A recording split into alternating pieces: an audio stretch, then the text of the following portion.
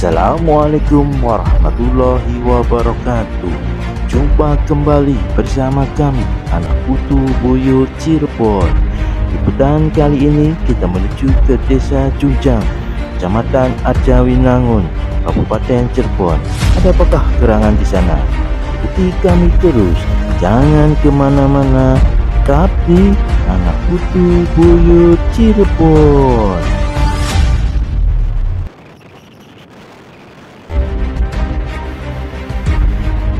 Buyut Santri, Desa Junjang, Kecamatan Arjawinangun, Kabupaten Cirebon. Siapakah beliau? Bagaimanakah asal-usulnya, syiar-syiarnya, dan juga mitos-mitosnya? Ikuti kami terus, jangan kemana-mana. Tetap di anak putu Buyut Cirebon.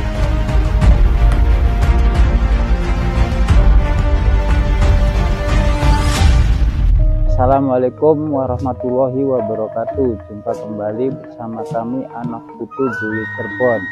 Sekarang kami berada di lokasi pemakaman Buyut Santri yang berada di Desa Junjang, Kecamatan Arjawinangun, Kabupaten Cirebon. Alhamdulillah sekarang sudah mendapat izin dari Juru Kunten untuk menanyakan sejarah buyut yang ada di sini, dari mana asal usulnya, mitos-mitosnya, dan tradisi yang ada di sini. Jangan kemana-mana, jaga terus agama, adat, budaya, tradisi Cirebon. Tetap di anak putu Buyut Cirebon.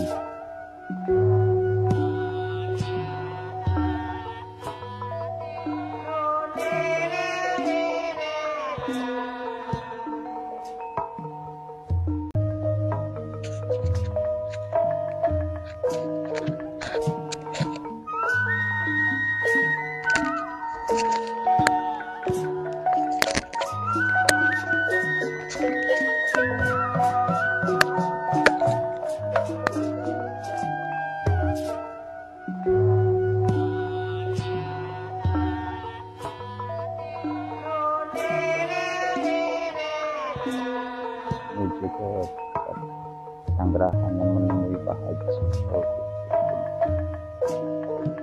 Assalamualaikum. Waalaikumsalam warahmatullahi wabarakatuh.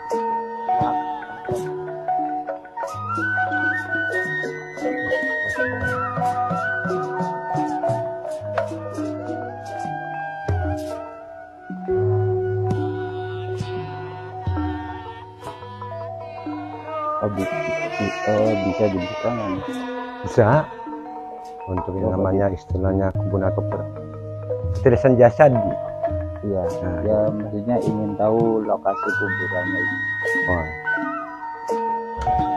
Ini kuburannya. Bisa sampai sini juga biar jelas. Dan ini namanya siapa yang berubah? Ya, ini pesaranya namanya Ki Abdul Mukhari, namanya disebut Ki Buyut Makam Santri, Desa Junjang, Kecamatan Arjawinangun. Jadi ini bisa dikatakan santrinya Mbah Kuwu gitu ya, yang berada di sini. Itu tepatnya penyetal atau masnya. Jadi yang namanya istilahnya masih zaman Belanda sih. Ya, jadi mungkin dari arah utara ke selatan, mungkin di wilayah Desa Junjang. Jadi dimakamkan di daerah Junjang. Nah, asal mulanya makam santri itu beliau almarhum ini dikuburnya di Desa Junjang. Orangnya tersebut itunya tuh profesinya santri, jadi disebut makam santri, namanya Ki Abdul Mukhari. Ya udah Pak, ngobrol lagi di luar aja Ya, itu supaya lebih jelasnya gitu.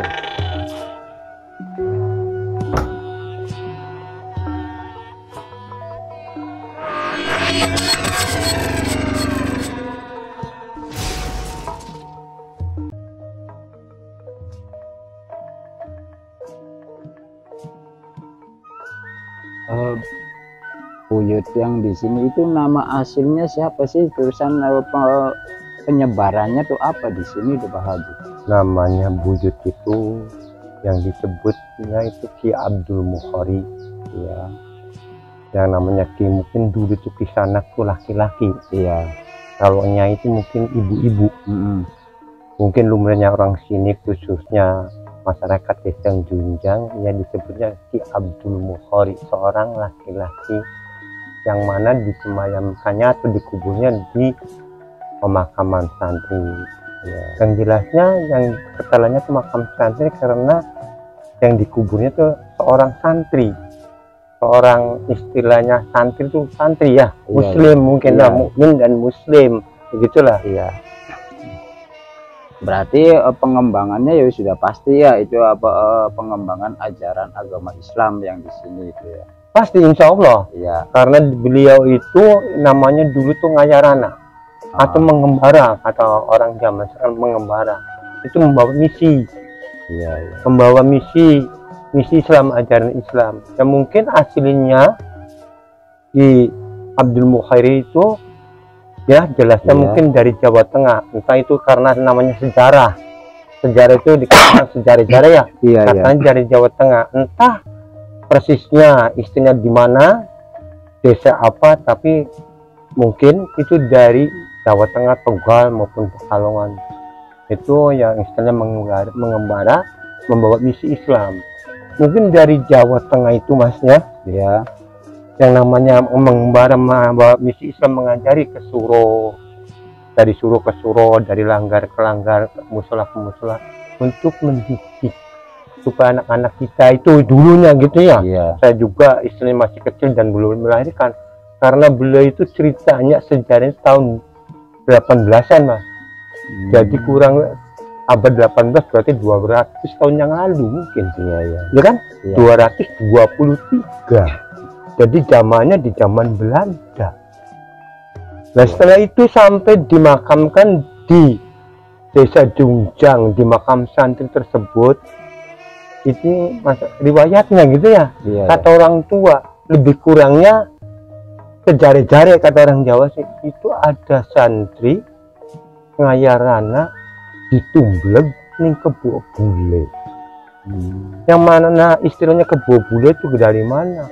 Itu zaman tahun abad 20 tersebut, zamannya penjajahan Belanda, kolonial Belanda.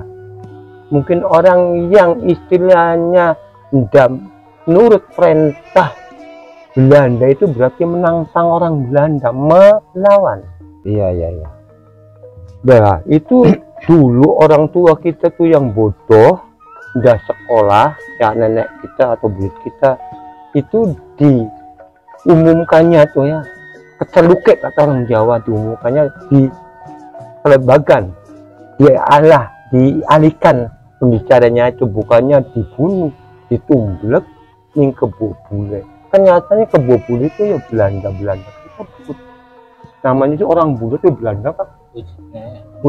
Orang luar itu bule, cuman istilah sindiran, karena orang tua kita menyatakan yang sebenarnya takut sama orang bule, takut tuntutannya dan pertanggung jawabnya. Habis orang tua itu zamannya orang tua tahu sendiri, zamannya nenek kakek itu orang bodoh, jadi takut sama pemerintahan Belanda tuh. Ya sudah aja, istilahnya tuh diseruduk kebo bule. Dengan secara akal kebo bule siapa sih seruduk santri? Dan saya anehnya yang kesini, yang namanya membawa payung bawat itu bahasa itu hitam. Kenapa payung bawat merah? Berarti merah tandanya nantang Belanda. Ya, otomatis tumblek kebo bule. Nyatanya ya diincar oleh orang Belanda itu, bule-bule itu gitulah. Kurang lebihnya riwayat adanya makam santri di pendopo ini disebut Ki Abdul Mukhari itu memang santri muslim membawa ajaran Islam, kata gitu Nah terus mitos-mitosnya apa yang ada di sini tuh Pak Haji? Mitosnya itu ya ada, kejanggalannya itu ada, yang mana mungkin saya pribadi selama kurang lebih 33 tahun jadi kuncen, yang gak lama lah, selawet tahun lebih, 25 tahun lebih, yang mana mungkin mitosnya keanehannya itu Ya gitulah. Ya istilahnya seperti ada suara tanpa rupa gitu. Tapi siang itu, Mas. Siang lah, sekitar habis zuhur itu jam 1 ya. Dan habis ini asar jam 4 itu ada ya kunci sendiri udah. Istilah orang luar sih ya, pada umumnya banyak tetangga. Itu saya istilahnya mendengar suara 2 kali itu ya begitu. Seperti ada yang orang yang mendengkur orok gitu 2 kali. Ya mungkin yang keduanya tuh baru kelihatan tahun kemarin loh, bulan Ruah. Iya. Nah, dan yang lainnya itu mungkin udah lama, berupa itu udah 2 kali. Dan mitosnya itu mungkin yang bau raksa atau yang menjaga areal makam santri ini ada gitu ya. Seperti bentuknya saya sendiri, bentuknya istilah seperti yang istilahnya yang namanya juga makam mungkin istilahnya tempat kuburannya. Nah, makam itu kan lukar, tahu sendiri kan bapak-bapak ya cendandanya yang namanya ular tembus dada, apalagi tempat istilah syukur gini ya, banyak rimbun semak-semak. Itu sering saya melihat gitu, yang mana mungkin katakanlah besar lah, tidak wajar kalau di daratan gitu ya, istilahnya ular sebetis gitu ya, itu tidak mungkin. Tapi anehnya itu, mitosnya itu, anehnya itu jalannya tuh lurus seperti jalannya kereta, itu lempeng aja gitu. Dan mana istilahnya kepalanya dan mana ekornya, kelihatannya punggung aja, tapi arahnya ke timur. Tapi tidak tahu itu kepalanya berapa meter gitu ya, cara kan dari badannya itu punggungnya. Nah, selain mitos itu ada nggak seumpamanya orang yang tawasulan atau orang nyepi lah di sini, terus kok ada ini apa apa yang dia inginkan itu kebuktian atau apa gitu. Alhamdulillah, yang mungkin sebelumnya corona 2020-2021 ya, itu sekitar 2017 lah. Mungkin saudara juga tahu yang namanya almarhum Pak Ali Munyung, Haji Ali Munyung tuh, Haji Ali Munyung tuh, Kang Reja yang meninggal tuh di Jalan Ecet loh. Oh iya, iya. Ali Munyung itu kakak iparnya. Ini jelas nih, jadi nggak ngarang ya. Dia itu datang sowan kepada saya sebagai kunci. Dia dari Kerawang, Mas, dari Kerawang. Itu mau tawasulan, yang mana istilahnya kita mau kirim doa, silahkan, seperti sampean-sampean semua itu ya, mengunjungi dan tawasulan dan kirim doa pada Ki Abdul Mukhari, ya kan bagus. Saya persilahkan, tujuannya bagus, mencari rezeki gitu dari Allah ya. Dia datang itu sowan kepada saya, istilahnya minta izin, saya ingin istilah dijembarkan rezeki, murah rezeki dari Allah. Itu tahun 2017 kalau nggak salah, berarti sekitar 6 tahun yang lalu. Itu keanehannya, setelah itu hari Senin datang, Senin, Selasa, Rabu, Kamis, hari Jumat 5 hari dia turun, itu nyepi lah ya, nyepi gitu ya. Yang namanya nyepi mungkin istilah tawasulan, salawat dan gimana lah, mungkin banyak lah dan istilah yang di Mudawame kita tujuannya gitu ya, karena orang tuh banyak macam-macam ya yang dibacanya itu Pak ya. Jadi itu 5 hari turun, itu beda lagi turun itu. Yang rencananya tadi itu istilahnya mencari rezeki, itu mencari istilah pusaka gitu, jimat. Saya kan keder, saya tolak. Jadi gini aja, saya yang tadinya kita tuh dipercaya gitu bilangnya tuh awalnya tuh Pak, dipercaya sama bos suruh nungguin rumah. Kalau istilahnya laku besar dengan istilahnya harga sekian targetnya, kira-kira saya kalau rumah yang ditempati, rumah bos yang ditempati oleh saya ini lakunya mahal, lebihnya untuk bikin istilahnya tempat tinggal rumah lah. Saya alhamdulillah akhirnya tercapai punya rumah sendiri, tapi saya tolak. Yang istilah mau ngakali, mau mendapatkan istilahnya kalau nggak kena yang birunya dan atau yang merahnya, dia itu dikasih penglihatan di nisan sebelah kepala, berarti sebelah utara ya. Iya. Itu kelihatannya hijau, biru gitu, biru. Dan sebelah selatan kaki itu merah. Seperti apa kata orang Jawa, kemang-mang itu. Tapi dia nggak takut, nggak lari. Matur untuk minta izinnya saya tolak. Saya tolak. Nanti saya istilah ngasih izin, nggak nerima, yang punyanya gimana? Iya. Saya kan ketempuan. Harus Iya, tanggung jawab, saya tolak. Jadi itu istilahnya, ini kisah nyata. Jadi nggak dibikin-bikin, saya tolak. Kuncinya juga tidak tahu. Jadi kalau nggak dapet yang birunya, yang merah pun juga, saya tidak berani mengizinkannya dan untuk mendapatkan. Jadi dia tidak maksa pulang. Tapi sekarang alhamdulillah dikasih rezeki, udah banyak cucunya dan punya tempat tinggal sendiri, tidak ngontrak. Namanya Pak Amin. Aslinya adiknya orang ini enggak orang jauh sih, tapi dia tinggalnya di daerah Kerawang, tapi punya adik orang Jinjang. Jadi orang kita sendiri, Pak. Jadi yang mendapatkan istrinya pusaka atau jimat sini saya tolak. Kuncinya juga belum tahu abang hijaunya gitu. Oh, jadi intinya orang tersebut mau mengambil benda pusaka yang ada di sini. Ya, cuman Pak Hajinya menolak gitu ya. Jalan, saya nggak berani ya, karena itu kan udah di luar apa yang dia maksud, inginkan, gitu, datang juga. Ya. Iya gitu. Jelas ya. Ya, jadi mungkin itu putar balik lah. Ya. Namanya juga udah tua, kadang tengklong gitu. Ya namanya harus memaklumi sampai semua tuh. Jadi kadang-kadang untung aja enggak istilah lewat lah bicaranya, mungkin agak tegas ya. Bahasa Indonesianya mungkin ya agak Jawa Jungjang ya. Iya. Mungkin harus dimaklumi. Dan ini Pak Haji, masalah mitos itu apa sih? Tradisi. Ya, tradisi yang ada di sini itu bisa dikatakan sedekah makam atau ciratan itu tuh di sini tuh masih dilestarikan enggak, terusan setiap diadakan itu bulan apa, hari apa dan tanggal berapa itu di sini tuh Pak Haji. Yang namanya tradisinya ya, kegiatan umumnya gitu, itu namanya sedekah makam itu mungkin tiap tahun sekali. Itu tepatnya pada bulan Roah, habis nisfu Sa'ban. Habis nisfu Sa'ban antaranya menjelang bulan puasa, setengah bulan sebelum puasa. Itu entah tanggalnya berapa, pokoknya setengah bulan sebelum puasa itu diadakan kelihatan. Harinya hari Kamis sore Jumat. Itu tiap tahunnya. Dan untuk kelanjutannya selain kelihatan itu yang mana mungkin orang Mekar banyak lah. Seperti ada gitu, bukannya banyak.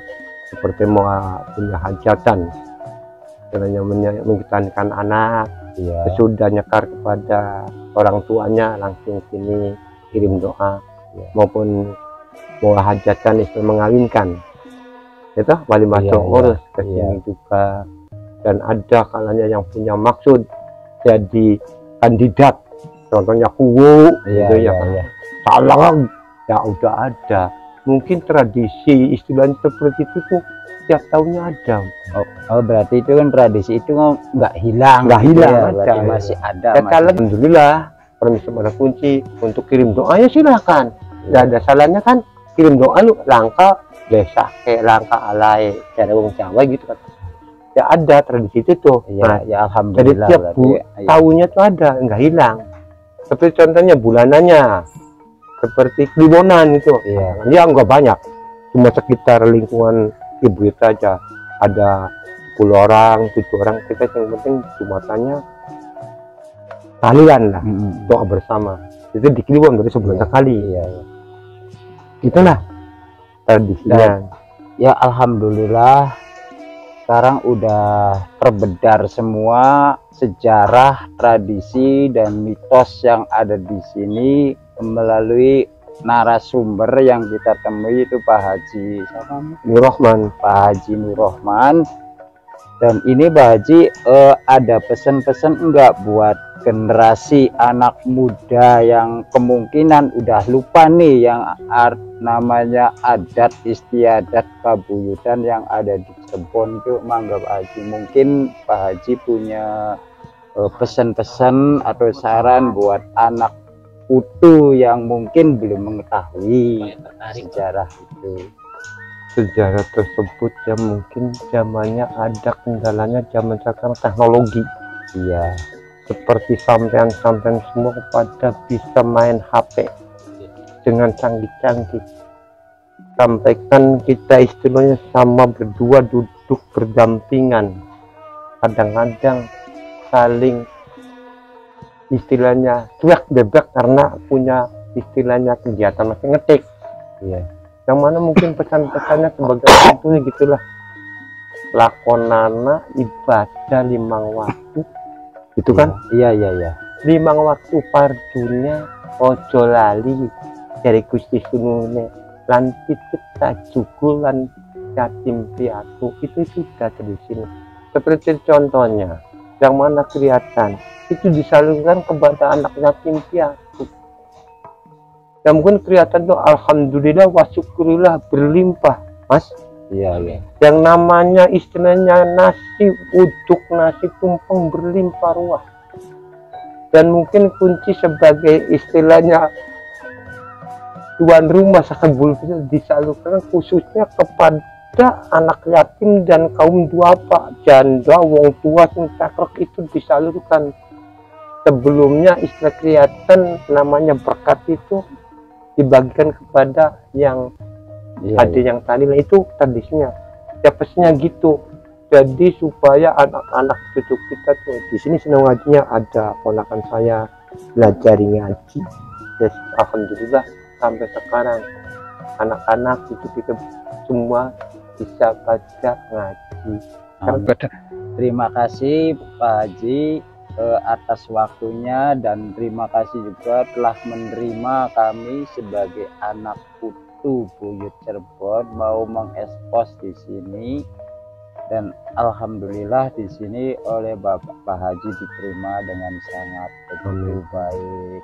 Jadi kami tim anak putu Buyut mengaturkan banyak terima kasih atas waktunya dan kesediaan Pak Haji untuk menerangkan sejarah buyut yang ada di sini. Sangat terima kasih Pak Haji atas waktunya.